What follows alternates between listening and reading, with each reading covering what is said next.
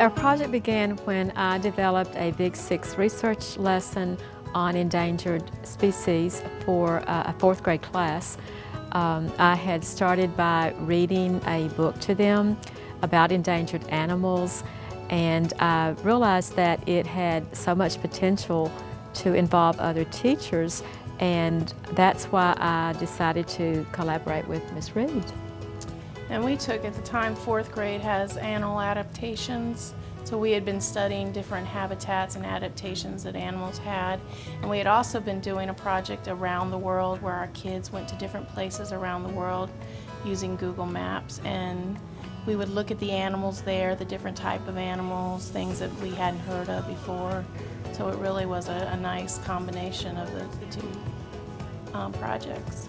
And as we talked about some of the things that we could do with endangered animals, I got the idea that we could also involve the other specialists, music, art, and PE teacher. By doing so, we were able to provide this in-depth collaborative project that was truly hands-on and just make it more of a model for collaboration. They were able to work together and collaborate and talk about how they were going to make this project come to life for the fourth grade students, and then go back and collaborate with Ms. Reid. We saw that we could work well together, and there were the potential for a lot of opportunities for others to be involved. That's when I met with the other specialists, the art, the music, and the PE teachers, and we talked about how we were going to be working together and how nice it would be if we could incorporate some other areas of the curriculum and just make it a true cross-curricular project. And it just kind of blossomed from there.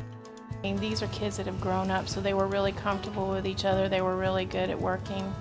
You know, they worked well with each other in groups, and we do a lot of project-based, research-based, exploration type of learning.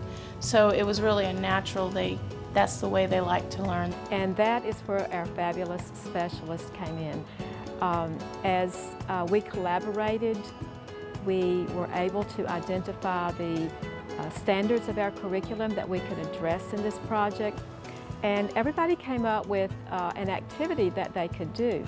They became the animals. In PE, they had to learn their movements. First, when Ms. Tatum came to me about the project, I was excited about it. I was like, that's cool. It's something different here where all of us could work together. I had already been teaching yoga. So with the movements in yoga, a whole lot of yoga moves imitate animals. It was easy to put the yoga moves with some of the moves that the animals do.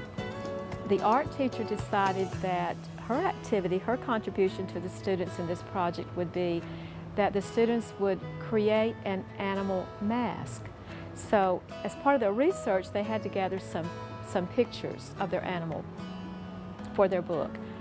And we took these still pictures to the art teacher, and the students would design their mask. And she had the materials in the art room, and they loved making these masks that made them look like the animal. The most fun they had was in music class. The music teacher decided that she would actually have the kids write a song about these endangered animals. And they just did a fantastic job putting the words, making them rhyme, and incorporating all the animals that they had researched as well as some they had not.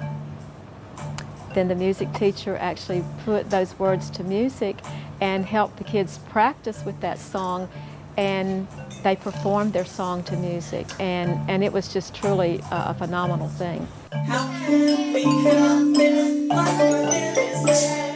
How can we help it? What They got into that song. They got into the music. It just that captured them, and they had so much fun doing it. Sometimes I think they didn't really realize how much they were learning as they were making these masks and recording that song. But that's the beauty of it. They had fun doing what they were doing and learning at the same time. And that's what collaboration is all about. So, leopard, chimpanzee, koala, jaguar, red wolf, Florida panther, I decided that their final product would be a digital book. Each student would have 2 pages in the book, and those 2 pages would be specific about their animal that they were researching. I posted that on the school website, and other teachers were able to see what we had done. And I think that really set the stage for other collaboration to showcase what can really happen when a group of teachers come together for the benefit of the children.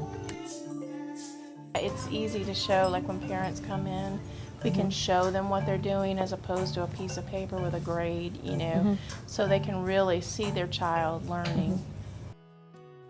By bringing it all together in one continuous collaborative project, everybody helped those students learn so much more, and their achievement was just phenomenal.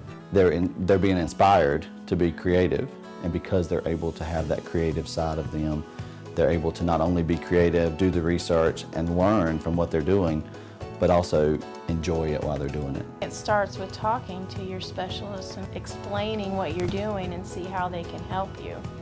They took what we were learning in the classroom and built upon it. The kids worked hard. They really embraced it, and they always had a good time with it. Like I said, it was a cool experience just to see them really engrossed into it.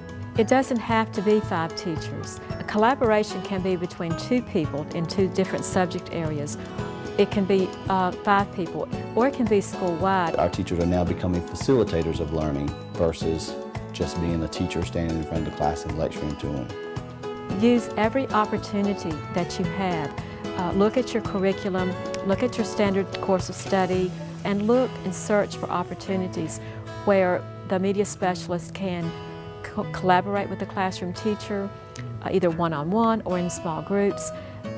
Together you can achieve so much more, and students will learn so much more.